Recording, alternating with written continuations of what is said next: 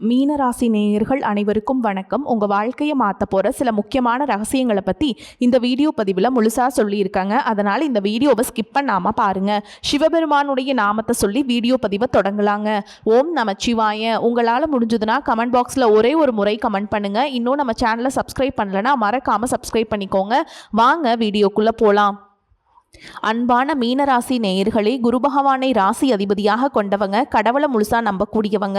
முக்கியமாக தான் செய்யக்கூடிய காரியங்கள், இனி செய்ய போகும் காரியங்கள் எதையும் வாய் விட்டு வெளியே சொல்ல மாட்டீங்க, எதையும் மனம் விட்டு பேசிட மாட்டீங்க. மனசுக்குள்ள சின்ன சந்தேகமும் ஒரு விதமான பயத்தோடவும் இருப்பீங்க. உங்கள் மனசு ரொம்பவே மென்மையானது. ஆனால் அந்த மென்மையை பலர் பலவீனம்னு நினச்சிருப்பாங்க. உண்மைகளை பார்த்தா எல்லாரையும் மன்னிக்கிறதுக்கும் எல்லாருக்காகவும் கடவுள்கிட்ட வேண்டிக்கிறதுக்கும் தாராளமான மனசு வேணும். அது உங்ககிட்ட இருக்கு. ஆனால் ஒரு உண்மை என்னன்னா, நீங்கள் மற்றவங்களுக்காக அதிகமாக கவலைப்படுற அளவுக்கு உங்களுக்காக வாழ்கிறத கொஞ்சம் மறந்துடுறீங்க. அதனாலேயே சில ஆசைகள் எல்லாமே உங்களுக்கு தள்ளி போயிருக்கும். உங்களுடைய கனவுகள் பாதியிலேயே நின்று இருக்கும். ஒரு சில பேர் சொன்ன வார்த்தைகளை மட்டுமே மனசுக்குள்ளே வச்சுக்கிட்டு ரொம்பவே எதிர்பார்ப்போடு இந்த வாழ்க்கையை வாழ்ந்துட்டு வருவீங்க. கடந்த சில வாரங்களாக பார்த்தீங்கன்னா, நான் இவ்வளவு பொறுமையாக இருந்ததுக்கு எனக்கு நல்ல முடிவு கிடைக்குமா, நான் மற்றவங்கள நம்புறது சரியா, இன்னும் கொஞ்சம் வருமானத்தை எப்படி அதிகரிக்கிறது, எப்படி தொழில லாபத்தை அடையிறது அப்படின்னு உங்களுடைய மனசில் நல்ல விதமான சிந்தனைகள் தான் இருந்திருக்கும். உங்களை பொறுத்த வரைக்கும் இந்த வாழ்க்கையில் கஷ்டப்பட்டு அனுபவ பாடங்கள் மூலமாக தான் எல்லாத்தையுமே கற்றுக்குவீங்க.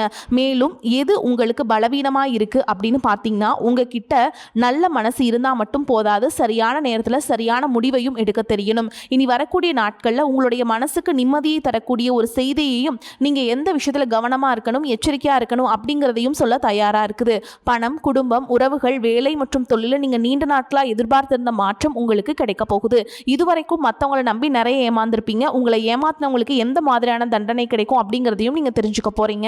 மீனராசி பூரட்டாதி நட்சத்திரம் 4ஆம் பாதம், உத்திரட்டாதி நட்சத்திரம், ரேவதி நட்சத்திரம்ல இருக்கவங்களுக்கு கிரக நிலைகள் எப்படி இருக்கு அப்படின்னு பார்த்தீங்கன்னா, ராசி ஸ்தானத்துல சனியும், சகோதர ஸ்தானத்துல செவ்வாயும், சுகஸ்தானத்துல புதனும், புத்திரஸ்தானத்துல சூரியனும் குருவும், சத்ருஸ்தானத்துல கேதுவும் சுக்கிரனும், தொழில் ஸ்தானத்துல சந்திரனும் இருக்காங்க. போகஸ்தானத்துல ராகு இருக்கிறதுனால இதுவரைக்கும் பணம் வரக்கூடிய இடத்துல இருந்த தாமதங்கள் எல்லாமே விலக போகுது. உங்களுடைய கருத்துக்களுக்கு மதிப்புகள் கூடும். கடினமான செயல்களை கூட சாதாரணமாக செஞ்சு முடிப்பீங்க. உடன் பிறந்தவர்கள் ஆதரவாக இருப்பாங்க. வேலையாட்கள் ஆதரவாக இருப்பாங்க. திடீர் பயணங்கள் மூலம் புதிய வாய்ப்புகள் கிடைக்க போகுது. சமூக பணியில் இருக்கவங்களுக்கு நல்ல பெயர் கிடைக்கும். முக்கியமாக குழந்தைகளுடைய எண்ணங்களை புரிஞ்சுக்கிட்டு செயல்படுவீங்க. வியாபாரத்தில் நெளிவு சுழிவுகளை எல்லாம் தெரிஞ்சுக்குவீங்க. தந்தை வழி நட்புகளால் உங்களுக்கு ஆதாயம் கிடைக்க போகுது. வேலை செய்யக்கூடிய இடத்துல உங்களுடைய புதிய முயற்சிகளுக்கு பாராட்டும் நல்ல பெயரும் கிடைக்க போகுது. மேலும் நீங்கள் எந்த இடத்துல கவனமாக இருக்கணும் அப்படின்னு பார்த்தீங்கன்னா, சுக்கிரன், செவ்வாய், புதன் கிரகங்களுடைய பெயர்ச்சி இருக்க போகுதுங்க. இது உங்கள் வாழ்க்கையில் மிகப்பெரிய மாற்றத்தை கொண்டு வர போகுது அப்படிங்கிறத தெரிஞ்சுக்கோங்க.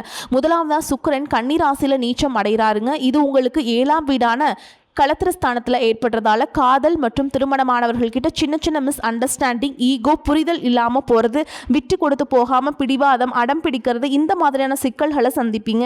அதிகப்படியான அலைச்சலும் தேவையற்ற பயணங்களும் உங்களுக்கு அதிகரிக்கும். இன்னும் சிலருக்கு பார்த்தீங்கன்னா, இந்த சூட்சுமங்களை புரிஞ்சுக்கிட்டு பிரிஞ்ச தம்பதிகள் ஒன்றா சேர்வதற்கான வாய்ப்புகள் இருக்குது. மேலும் இந்த காலகட்டத்தில் வாழ்க்கை துணையின் மேலே அன்பு மற்றும் ஆதரவு காட்டுவது, அவங்களுடைய ஆசைகளை நிறைவேற்றுவது உங்களுக்கு நல்லது. அடுத்ததான் மிதுன ராசிக்கு செவ்வாய் போகிறதுனால உங்களுடைய 4ஆம் வீடான சுகஸ்தானத்தில் செவ்வாயின் தாக்கம் ஏற்படும். அதனால் மனசில் சின்ன சின்ன சஞ்சலம், தாயாருடைய உடல் நலத்தில் உங்களுக்கு அக்கறை அவசியம்ங்க. வீடு, வாகனம் மற்றும் சொத்து தொடர்பான முயற்சிகளில் நல்ல முன்னேற்றங்கள் இருந்தாலும் அதையெல்லாம் வாங்கும்போது நீங்கள் ஏமாறக்கூடிய சூழலும் இருக்கும். அதனால் கவனமாகவும் பெரியவங்களுடைய ஆலோசனை பெற்றும் நீங்கள் அதை வாங்குறது நல்லது. மேலும் எது உங்களுக்கு ஆறுதலாக இருக்குது அப்படின்னு பார்த்தீங்கன்னா, கடகராசியில் குருவும் புதனும் இணைஞ்சிருக்கிறது பூர்வ புண்ணியஸ்தான யோகத்தை கொடுக்குதுங்க. இது கல்வி, புத்தி கூர்மை, தனவரவு மற்றும் குடும்பத்தில் மகிழ்ச்சியான சூழலை உண்டாக்கும். படிக்கக்கூடிய மாணவர்களுக்கு கல்வித்துறையில் ஆர்வம் அதிகரிக்கும். நினைவாற்றல் அதிகமாகி தேர்வுகளில் உயர் மதிப்பெண்களை பெறுவீங்க. பொருளாதாரத்தில் பார்த்தீங்கன்னா, எதிர்பாராத பணவரவு, சேமிப்பு எல்லாமே செய்வீங்க. அதே மாதிரிங்க புதிய முதலீடுகளில் நீங்கள் ரொம்பவே கவனமாக இருக்கணுங்க. மாணவர்களுக்கு கல்வித்துறையில் ஆர்வம் அதிகரிக்கும். நினைவாற்றல் அதிகமாகி தேர்வுகளில் உயர் மதிப்பெண்களை பெறுவீங்க. பொருளாதாரத்தில் பார்த்தீங்கன்னா, எதிர்பாராத பணவரவு, சேமிப்பு எல்லாமே செய்வீங்க. புதிய முதலீடுகள் லாபத்தை கொடுக்கும். தொழில புதிய யுக்திகளை எல்லாம் பயன்படுத்தி லாபத்தை பெறுவீங்க. மேல் அதிகாரிகளுடைய ஆதரவு கிடைக்கும். பூர்வீக சொத்துக்கள் இருந்த சிக்கல்கள் தீரும். குழந்தை பேறு கிடைக்கும். குழந்தை உருவாகக்கூடிய சமயத்தில் அதிகமான பயணங்களை நீங்கள் தவிர்த்துக்கிறது நல்லது. மேலும் உங்கள் ராசியில் சனி பகவான் வக்ர நிலையில் இருக்கிறதுனால ஜென்ம சனி மற்றும் உடல் ரீதியான பிரச்சனைகளை கொடுக்கும். வேலை மற்றும் குடும்பத்தில் உங்களுக்கான பொறுப்புகள் அதிகரிக்கும். இந்த காலகட்டத்தில் குடும்பத்திலையும் சரி வேலையிலும் சரி நிதானத்தோடு செயல்பட்டீங்க அப்படின்னா படிப்படியான முன்னேற்றம் கிடைக்கும். தேக்கமடைஞ்ச காரியங்களில் நல்ல பலன்களும் கிடைக்கிறதுக்கு வாய்ப்பு இருக்கு. இதுவரைக்கும் உங்களுடைய வாழ்க்கையை பற்றி நீங்களே எதிர்மறையான எண்ணங்களை வச்சிருந்திருப்பீங்க. ஆன்மீக மற்றும் தெய்வ பக்தி மூலமாக உங்களுக்கு நேர்மறையான எண்ணங்கள் அதிகரிக்கும். உங்களுக்கான முழுமையான பலன்கள் எப்போ கிடைக்கும் அப்படின்னு பார்த்தீங்கன்னா சனி பகவான் வக்ரநிலையில் இருக்கக்கூடிய இந்த காலகட்டமான நாட்களில் உங்களுடைய உழைப்புக்கான பலனும் தடைபட்ட காரியங்கள் வெற்றியும் உங்களுக்கு கிடைக்க ஆரம்பிக்கும். அதனால் நீங்கள் செய்யக்கூடிய முயற்சி எடுக்கக்கூடிய செயல்கள் எல்லாத்துலேயுமே 100% முழு ஈடுபாட்டோட செஞ்சீங்க அப்படின்னா உங்களுக்கான பலன்கள் இந்த வருடத்தின் இறுதிக்குள்ளே கிடைச்சே ஆகுங்க. அப்படிங்கிறத நீங்கள் முழுசாக புரிஞ்சுக்கோங்க. சனிக்கிழமைகளில் சனி பகவானை வழிபாடு செய்கிறதும் புதன்கிழமைகளை பெருமாள் கோயிலுக்கு போயிட்டு துளசி மாலை சாற்றி வழிபாடு செய்கிறதும் ஏழரை சனியுடைய தாக்கத்தை குறைக்குங்க. மாதம் ஒரு முறையாவது குடும்பத்தோடு குலதெய்வ வழிபாடு செய்கிறது உங்களுக்கு சீரான பலன்களை கொடுக்கும் அப்படிங்கிறதையும் நீங்கள் மனசில் வச்சுக்கணும். இதுவரைக்கும் உங்கள் லட்சியத்துக்காகவும் குடும்பத்துக்காகவும் கஷ்டப்பட்டு உழைச்சி உங்களுடைய உடல் நலனை நீங்கள் கவனிக்காமல் விட்டுட்டு இருந்திருப்பீங்க. இப்போ வரைக்கும் சிலருக்கு அது வெளியில் தெரியல அப்படின்னாலும் சின்ன சின்ன பிரச்சனைகள் மூலமாக உங்களுக்கு தொந்தரவு கொடுத்துட்டு வந்திருக்கும். அந்த உடல் சார்ந்த பிரச்சனைகள் முழுவதும் குணமாகணும் அப்படின்னா அதற்கு தகுந்த சிகிச்சை முறைகளை எடுத்துக்கிறது மட்டும் இல்லாமல் உங்களுடைய உடல் நலனையும் நீங்கள் பாதுகாக்கணும். உங்ககிட்ட நிறைய ஆற்றல் இருக்குது, திட்டங்கள் இருக்குது, கடின உழைப்பு எல்லாமே இருக்குது. ஆனால் உடல் ஆரோக்கியம் இல்லாமல் போச்சு அப்படின்னா உங்களால் எதையுமே சாதிக்க முடியாது. இதற்கு பிறகாவது உங்களுடைய உடல் ஆரோக்கியத்தில் நீங்கள் கூடுதலான கவனம் செலுத்துறீங்க அப்படின்னா நீங்கள் செய்யக்கூடிய எல்லா காரியத்திலையுமே உங்களுக்கு வெற்றி கிடைக்கும். எதிரிகளையெல்லாம் ஜெயிச்சு வருவீங்க. சிலர் பார்த்தீங்கன்னா நல்ல வேலை கிடைக்காம வீட்லேயும் சரி சமுதாயத்திலையும் சரி நிறைய பேருடைய கிண்டலுக்கும் கேலிக்கும் ஆளாகி இருப்பீங்க. இன்னும் சிலர் குடும்ப கஷ்டத்துக்காக பிடிக்காத ஒரு வேலைக்கு போயிட்டு இருந்திருப்பீங்க. இதற்கு பிறகு உங்களுடைய தன்னம்பிக்கை அதிகரிக்கும். புதிய புதிய தொழில்நுட்பங்களை கற்றுக்கிட்டு நல்லதொரு வேலையில் சேர போறீங்க. அரசியல்வாதிகளை பொறுத்த வரைக்கும் புதிய பொறுப்புகள் புதிய பதவிகள் எல்லாமே தானாக கிடைக்க போகுதுங்க. நம்மளுடைய குடும்ப உறவுகள் நம்மளுடைய நண்பர்கள் அப்படின்னு சொல்லிட்டு சிலருக்கு பெரிய ஒரு தொகையை கடனாக கொடுத்துட்டு அதை திரும்ப வாங்க முடியாமல் கொடுக்க முடியாமல் ஒரு விதமான மன அழுத்தத்துக்குள்ளாகி இருப்பீங்க. இதனாலே உங்களுடைய உறவு கெட்டு போயிருந்திருக்கும். அந்த பணம் உங்களுக்கு திரும்ப கிடைக்காது அப்படின்னு நீங்கள் முடிவே செஞ்சுருப்பீங்க. உங்ககிட்ட பணம் வாங்கினவங்க அவங்களுடைய தவறை புரிஞ்சுக்கிட்டு மனசாட்சியோடு உங்களுக்கு அந்த பணத்தை திருப்பி கொடுப்பாங்க. குடும்பத்தில் இருக்கக்கூடிய நெருக்கடிகள் விலகும். செல்வாக்கு அந்தஸ்து உயரும். கடவுள் நம்பிக்கை அதிகமாகும். பெரியவங்களுடைய உதவிகள் கிடைக்கும். உறவுகளில் இருந்த சண்டை சச்சரவுகள் முழுவதுமாகவே விலகும். புதிய நண்பர்களும் உங்களுக்கு உதவி செய்வாங்க. தொழிலில் ஏற்பட்ட நெருக்கடிகள் விலகும். பொருளாதார ரீதியாக நலிவடைந்த நிறுவனங்கள் முன்னேறவும் போகுதுங்க. மேலும் மேலும் எதிர்பார்த்த லாபமானது உங்களுக்கு வியாபாரத்தில் கிடைக்க போகுது. புதிதாக தொழில் தொடங்கணும் அப்படின்னு நினைக்கிறவங்க இந்த காலகட்டத்தில் நீங்கள் தொழில் தொடங்கலாம். இதுவரைக்கும் உங்கள் குடும்ப உறவுகளுக்கு நீங்கள் பெருசாக முக்கியத்துவம் கொடுத்துட்டு இருக்க மாட்டீங்க. எத்தனையோ கஷ்டமான சூழல்களில் உங்களோட எல்லாவற்றையும் சகித்து கொண்டிருந்த குடும்ப உறவு இந்த சகிப்புத்தன்மை இழந்து கடமைக்கு ஏதோ ஒரு வாழ்க்கையை வாழ்ந்துட்டு இருக்க மாதிரியான சூழலில் இருந்திருப்பாங்க.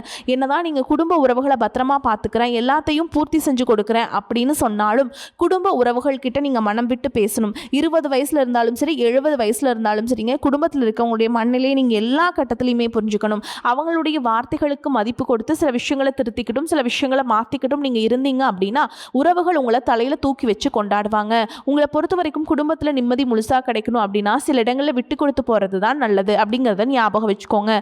இதையெல்லாம் சரியா செய்யாத காரணத்தினால தான் நிறைய பேருடைய குடும்பத்தில் கணவன் மனைவியா இருப்பாங்க. வெளியே போவாங்க வருவாங்க.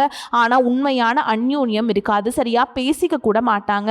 சமுதாயத்துக்காக போலியான ஒரு வாழ்க்கையை வாழ்ந்துட்டு இருக்க மாதிரி இருக்கும். இதற்கு பிறகு உங்க வாழ்க்கையில இதுவெல்லாம் நடக்க கூடாது அப்படின்னா மனம் விட்டு பேசி உங்க கூட அதிகமான நேரத்தை செலவிடணும். உங்க மேல அவங்களுக்கு நம்பிக்கை வர மாதிரி நடந்துக்கணும். பண வசதி வாய்ப்புகள் எல்லாருக்கும் தேவை அப்படின்னாலும் அதை வச்சு நிம்மதியான அழகான ஒரு வாழ்க்கையை வாழ முடியாது. கோடீஸ்வரனா இருக்கவங்க கூட கஷ்டப்படுறதையும் ஏழைகளா இருக்கவங்க கூட சந்தோஷமா இருக்கிறதையும் நம்மளால பார்க்க முடியுது. சின்ன சின்ன விஷயங்களை கூட சரியா பேசி முடிக்காத காரணத்தினால தான் பெரிய பெரிய பிரிதல்கள் எல்லாமே வருது.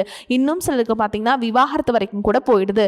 இந்த மாதிரியான விஷயங்கள் எல்லாம் உங்க வாழ்க்கையில நடக்கிறதுக்கு நீங்க மட்டுமே முழுமையான காரணம் இல்லைங்க. உங்களை மட்டுமே குற்றம் சொல்லிட முடியாது. சில கிரகங்களுடைய பார்வை தசாபுத்தியினுடைய பலன்கள் காரணமாகவும் இதுவெல்லாம் நடக்கும். சில ஜோதிட சூட்சங்களை நீங்கள் புரிஞ்சுக்கிட்டும் சரியான விஷயங்களை மட்டும் செஞ்சீங்க அப்படின்னா உங்களுடைய வாழ்க்கையிலும் நல்லது நடக்கும். நீங்கள் விவாகரத்து வாங்கியிருந்தா கூட 2 பேருடைய உள்ளத்திலும் தூய்மையான புரிதல் வரைக்கும் உண்மையாக நடந்துக்கங்க. உங்கள் வாழ்க்கையில் நடந்த சம்பவங்கள் எந்த மாதிரி சிச்சுவேஷன் நடந்துச்சு அப்படின்னு மற்றவங்க சூழலிருந்து உணர்வு பூர்வமாக நினச்சி பாருங்க.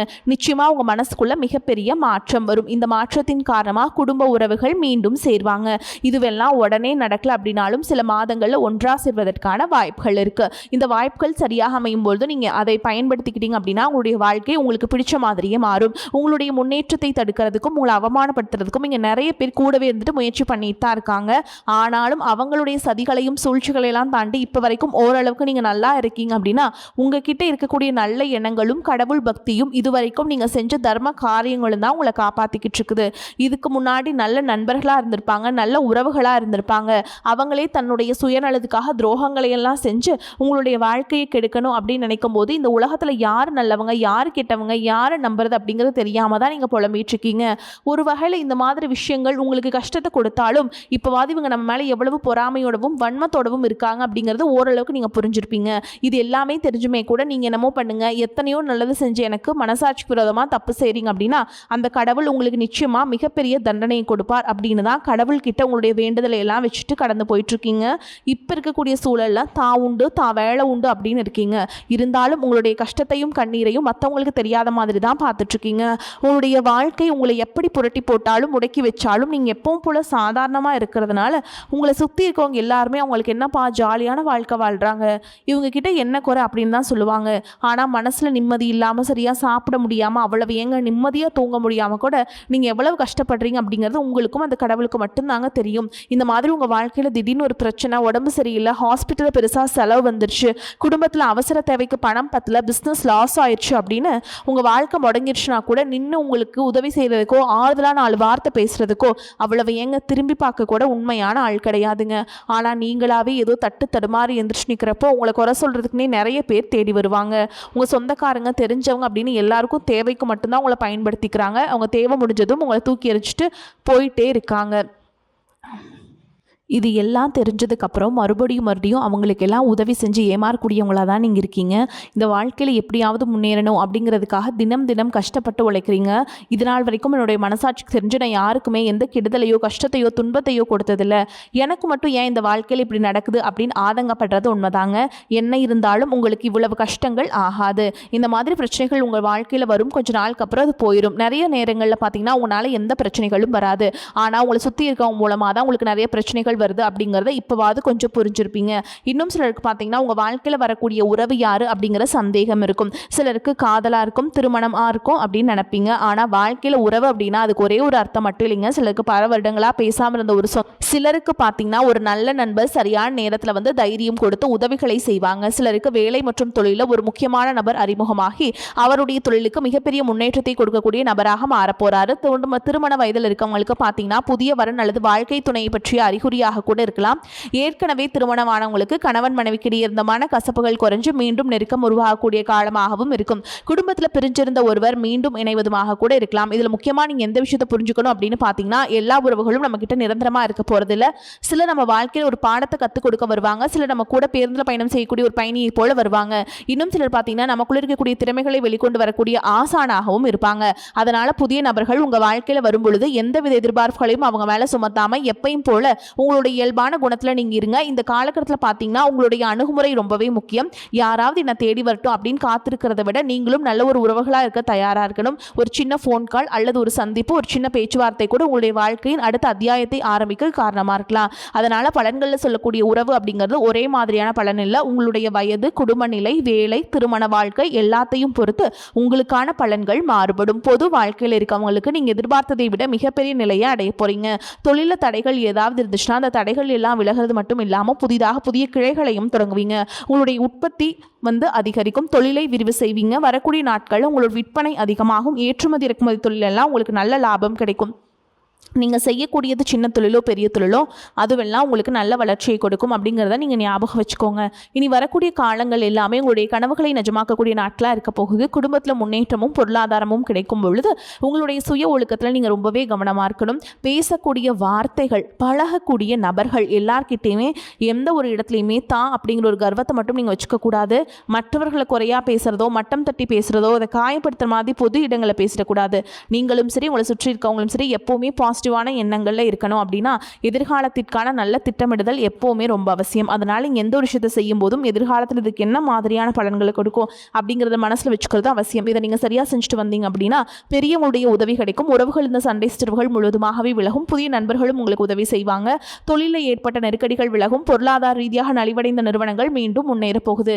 மேலும் மேலும் உங்களுக்கு வியாபாரத்தில் எதிர்பார்த்த லாபமானது கிடைக்கும். உங்களுடைய புதிய சிந்தனைகள் மற்றும் நேர்மறையான எண்ணங்கள் உங்களுக்கு வளர்ச்சிக்கு காரணமாக இருக்க போகுது. கடந்த காலகட்டங்களில் திருமணம் பார்த்தீங்க அப்படின்னா நிறைய பிரச்சனைகளும் சிக்கலுமா இருந்திருக்கும். அதுலேயும் ஜாதகம் சரியில்லை, சொந்த வீடு இல்லை, வசதி இல்லை, பெற்றோர்கள் சரியில்லை, அரசு வேலையாக இருக்கணும், இந்த மாதிரி எத்தனையோ காரணங்கள் எல்லாம் சொல்லி உங்களுக்கான திருமண தடைகள் ஏற்பட்டிருந்திருக்கும். இன்னும் சிலருக்கு பார்த்தீங்கன்னா தெரிஞ்சவங்களாலையும் நண்பர்களாலையும் திருமணங்கள் எல்லாமே நின்று போயிருக்கும். இந்த மாதிரி இடத்துல உங்களால் எந்த விஷயத்தெல்லாம் சரி செய்ய முடியுமோ அதையெல்லாம் சரி செஞ்சுட்டு முயற்சிகள் ஈடுபட்டிங்கன்னா உங்களுக்கு மனசுக்கு பிடிச்ச மாதிரியான நல்ல வரன் அமையும். குடும்ப வாழ்க்கை சிறப்பாக இருக்கும். உங்களுக்கு நல்ல எண்ணங்களுக்கு உங்களுக்கு நல்லதே நடக்கும். நல்லது மட்டும்தான் நடக்கும். நன்றி, வணக்கம்.